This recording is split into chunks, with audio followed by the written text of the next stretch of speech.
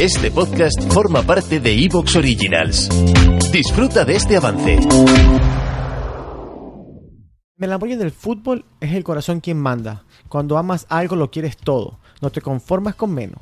Por eso en Movistar te ofrecemos todo el fútbol al completo, todas las competiciones, todos los partidos, todo en un solo lugar. Porque sabemos que cuando amas el fútbol no quieres perderte ni un instante. Todos los partidos de la Copa del Rey y toda la liga al completo, solo en Movistar. Y lo mejor es que te ofrecemos la mejor experiencia, sin retardos, sin cortes y lo puedes ver en cualquier dispositivo. Todo sin tener que saltar de una plataforma a otro. Los mejores partidos de la Bundesliga y un partido de la Premier League. Supercopa de Europa y Supercopa de España al completo también. Vuelve todo el fútbol a Movistar, la casa del fútbol. Porque cuando amas a algo lo quieres todo y en Movistar lo tienes.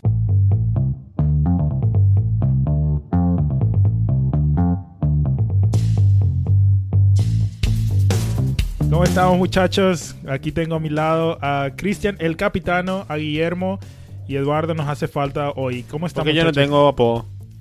Guillermo la Catalnica Asuncena. El Pichilarga. ¿Qué tal, Douglas? ¿Cómo estás? Vos tenés muchos apodos. El Batusai, Achero. el Achero, el Casemiro, El sucio. el Sucio. El Casemiro, bueno, Casemiro acepto. El Casemiro. Porque es brasilero y te gusta. Porque es lindo. Bueno, ¿Cómo estás tú, Douglas? Estamos bien. Creo que no mucha gente se dio cuenta de lo que ha sido y lo que ha pasado en los últimos 10 años, pero es lo que se llama Football Leagues, que es prácticamente muy similar a lo que fue WikiLeaks. ¿Qué conocen ustedes primero? Así, un resumen de lo que ustedes conocen de WikiLeaks y de ahí vamos a entrar a lo que es Football Leagues. De WikiLeaks Ujú. fue cuando Edward Snowden, Ujú. que era parte del grupo informático de las, no sé si era la CIA, NSA, Ujú. soltó al público mucha información confidencial. Pero también demostró que es necesario tener un gobierno abierto. Claro que sí. Un gobierno que sea... ¿Cómo se dice que sea whistleblower? responsable. El sapo, en Venezuela decimos el sapo. El sapo. No, pero ese es El muy... infiltrado. Sí, el que filtra información. Sí, el Ajá. topo es un whistleblower. Sí, pero creo que hay un mejor nombre. Creo que es un nombre de verdad. Esos son los nombres, me acabas de dar los nombres de narcos que ocupan en los narcos. Pero es que whistleblower tampoco tiene mucho significado estructural. Whistleblower.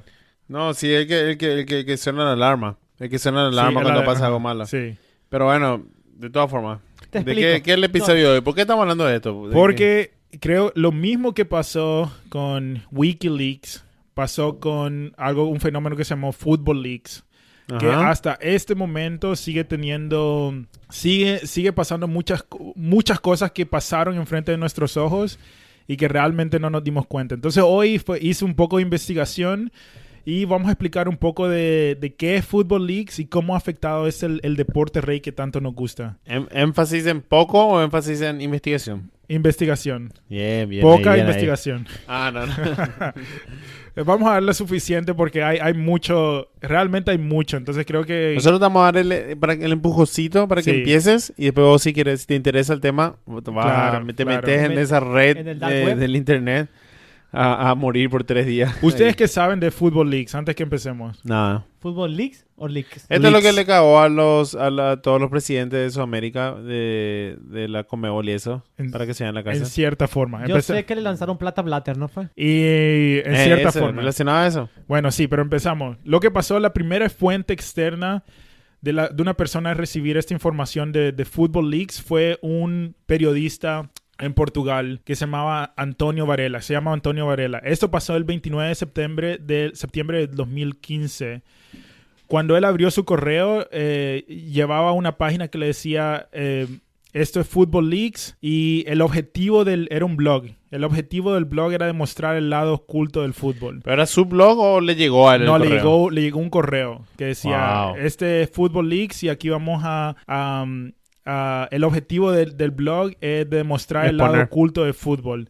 Y decía, desafortunadamente el deporte que amamos está podrido. Entonces con eso empezaba. Entonces cuando él se metió al blog se dio cuenta que habían contratos específicos del Sporting de Bilbao, equipo portugués, y habían contratos en inglés, español y francés. Eso fue lo primero con que empezó. Él aún no sabía quién le mandó la información. Él no sabía quién le nada. mandó. Él prácticamente, ponete a pensar, sos un periodista, tu trabajo, te llega un correo, te dice, está esto. Pero la información era información de contratos de jugadores que estaban en el Sporting de Bilbao en ese momento. Ajá. O sea que era basado en Portugal más que nada, Sí. al comienzo. Sí, para darte un paréntesis, tengo que explicar un poco, que hemos hablado ya en el podcast anteriormente, pero un poco de cómo funcionan los contratos en el fútbol, netamente en Latinoamérica y Europa, que a diferencia del mercado norteamericano como la NBA, la liga de béisbol, que normalmente cuando vos tenés un contrato nuevo de un jugador, prácticamente si yo compro a Christian, que es un jugador, Mala inversión. yo hago un contrato totalmente nuevo para este jugador. En la NBA o en fútbol, incluso la MLS, no, la MLS no es un buen ejemplo, pero la NBA, béisbol, hockey, prácticamente vos haces un contrato y cuando ese contrato se vende a otro equipo, el otro equipo tiene que cumplir con el contrato que vos ya habías firmado. Uh-huh. Entonces significa que si te pagaban, por ejemplo, $2 millones, el nuevo club te tiene que seguir comprando eso. Eso es lo que es un poco distinto en cómo funcionan los contratos, digamos, en Norteamérica. Yo no sabía nada de eso. Sí, entonces muy interesante. Por ejemplo, eso, para darte un ejemplo, para que si seguís la NBA, lo que pasó con Kawhi Leonard cuando vino a Toronto fue que él tenía un año en su contrato y entonces Toronto dijo, bueno, vamos a pagarle por ese año por su contrato, aunque él no quería venir. Pero a ese momento San el Antonio dueño Spurs, del contrato es el equipo. claro. O sea que el equipo vende el contrato y el jugador tiene que venir porque el jugador es el que tiene que cumplir el contrato. Exactamente. No es necesario que el jugador esté de acuerdo. No. En el béisbol se ve mucho eso. No sé, en béisbol, Cristian, el béisbol es un juego. Bueno, en el juego ese se ve mucho eso. Bueno, entonces el primer escándalo de Football Leagues, para la razón por la que expliqué eso de los contratos, fue de algo que se llamaba contratos de tercera persona. Eso significa que ¿quién empezó a hacer este tipo de contratos? Fue Latinoamérica, De específicamente. tercera persona. Brasil y México. ¿Cómo se refiere? No, en Brasil y Argentina y Uruguay un poco ahí, pero empezó en Latinoamérica, que prácticamente, digamos, cuando vas a hacer un contrato entre dos equipos, es equipo A y B, ¿verdad? Digamos, el Real Madrid con el Barcelona, entre ellos dos hacen la negociación, pero el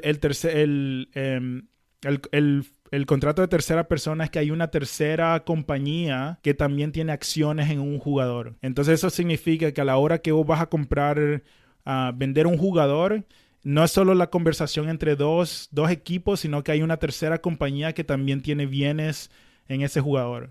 Es como si tú eres de Bilbao y quieres comprar a Guille, y yo soy una compañía y te digo, ¿cuánto cuesta Guille? 10 millones. ¿Sabes Sí. qué? Tú pon 5 y yo pongo 5. Sí. Sí, en Paraguay pasa mucho eso también. Hay jugadores que vienen con sponsor. O sea que hay una compañía la que le paga al jugador para que juegue en Olimpia. Exactamente. O Y la idea cualquier de equipo. esto es que supuestamente es más económico, digamos, si vos invertís en un jugador joven. Esto era prácticamente más con jugadores jóvenes.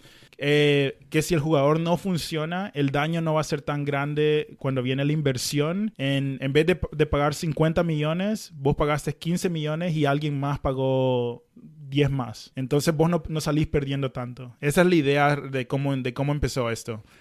Pero el problema es que esto se llegó a complicar. Y antes de eso te voy a dar unos cuantos ejemplos de estos contratos. Por ejemplo, en el 2004, el Corinthians, el club brasileño, fue comprado por un iraní que se llamaba Kia Jorbachin, pongámosle. Buen intento. Y su compañía se llamaba la MSI. Y él compró 51% de las acciones del Corinthians por 10 años. Y lo que hizo él fue que empezó a traer jugadores al Corinthians. Trajo a Carlos Tevez, trajo a Mascherano, trajo a... Por 10 años. Por 10 años. O sea, por 10 años, el contrato que él era de presidente fue por 10 años por 51% del equipo. Wow. Entonces, él empezó a meter plata al equipo. Trajo a muchos jugadores. A Carlitos Tevez y a Mascherano fue lo más de renombre. Y el Corinthians empezó a irle súper bien en la liga brasileña. Pero el problema fue que no eran los jugadores... Tevez y Mascherano eran jugadores de Corinthians, pero al mismo tiempo tenían contrato con la MSI, esta empresa que él tenía. Y cuando Carlos Tevez y Mascherano fueron vendidos al West Ham en Inglaterra, el West Ham ahora se dieron cuenta de que ellos estaban tratando de lidiar con Corinthians al mismo tiempo, pero había esta tercera tercer contrato que estaban tratando de lidiar y que se les complicó todo. Que se les complicó tanto que la Premier League les multó al West Ham por... Déjame ver cuánto fue la cifra. Wow. Por 5.5 millones de euros. Eso fue al West Ham. Que entonces ellos decían, nosotros tratamos de comprar un jugador inocentemente y a nosotros nos están culpando. Entonces, ahí empezaron los problemas, que era, digamos, que vos pensabas que estabas lidiando con un club, pero habían cuatro Sí. organizaciones.